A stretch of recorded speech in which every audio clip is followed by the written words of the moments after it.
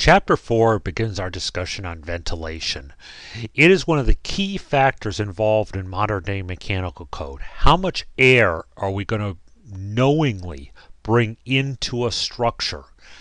One of the important things to remember about ventilation is that humans put off carbon dioxide. Furniture, materials in the building, copiers, computers, all put off pollutants. All of this material has to be either taken out of the building or diluted with fresh air. That is where ventilation comes into play. So, as with most of our chapters, section 401 is the general scope of the code. What is ventilation? What is an intake opening? What are exhaust openings? What are flood hazards? What's outdoor opening protection? It also includes a table of the opening sizes in louvers and grills and what's allowed. Just for refresher, it does talk about what the sources of contaminants are. This is a recent addition to Chapter 4. And it does reference Chapter 5, which is exhaust, which we'll talk about in the next lesson. Section 402 talks about natural ventilation. What is it? Natural ventilation occurs through windows, doors, or any other opening to the outside. The operating mechanism for natural ventilation is pressure differentials. Okay, it can be controlled by the building occupants. In other words, they can open a window, they can open a door. That's natural ventilation. The minimum openable area to the outdoors should be 4% of the floor area being ventilated if you're using natural ventilation.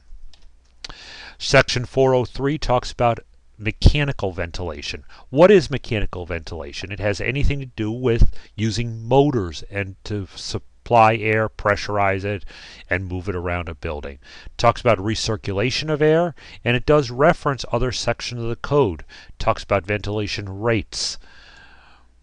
And it does reference a table 403 in this, and 403 we'll talk about in a minute. Section 404 talks about enclosed parking garages. What are the ventilations? 405 talks about the system control, what controls it. And Section 406 talks about ventilation of uninhabited spaces. We still have to have exhaust in areas where people may not be, because we have to get rid of any dangerous fumes and chemicals and gas buildups. 403 is a multiple page table. It continues on the following pages as well. What it gives you is, for example, if we have an educational classroom, we know that based on this table, we can expect to have 50 people per 1,000 square feet. That's your maximum number of people per code you're allowed to have. We can also look at the last table, and it says outdoor air in cubic feet per minute, CFM, per person. So when we're designing a space, let's say we have a space that's 2,000 square feet. That would be 2 times 50, which is 100. And we know that we have to have 15 CFM per person. So we take our 50 times 100, or 15 times 100, because I can have 100 people, and we'll come up with 1,500 cubic feet of outside air per minute must be going into the space. Now there are also some other ones here that talk more in terms of number of people. For example, it's a little morbid, but an autopsy room, it's per square feet, okay, because the number of people that are actually breathing may not be valid. Locker rooms, again, 0.50 CFM per square feet.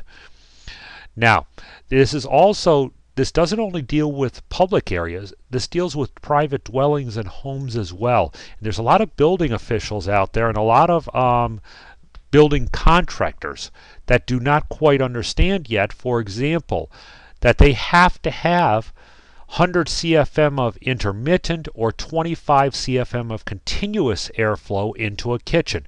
Intermittent means it can be turned on and off. Continuous is always on. You must have that much coming into a kitchen. Okay, bathrooms and toilet rooms have to have a mechanical exhaust capability of 50 CFM intermittent or 20 CFM continuous. It doesn't say about makeup air, because that's taken care of in the rest of the house. We want our bathrooms to be under negative pressure. So all these charts cover just about every situation, and if not, you can come down here to the bottom and you can find the formulas that you can develop your own airflow rates. And that's basically what Chapter 4 is. It has to do with ventilation rates. How much air are we taking into a building to make our building a healthy and comfortable environment? So at this point, what I need you to do is I need you to go back through. I want you to read Chapter 4 carefully so you do understand it. Go through Table 4033 and then go on and do the discussion board postings. Participate in those. Feel free to discuss with other students in the discussion board some of their answers, and then do your assignments. And when you're all set and your instructor agrees, go ahead and do the end of chapter questions or the end of chapter quiz when it's available.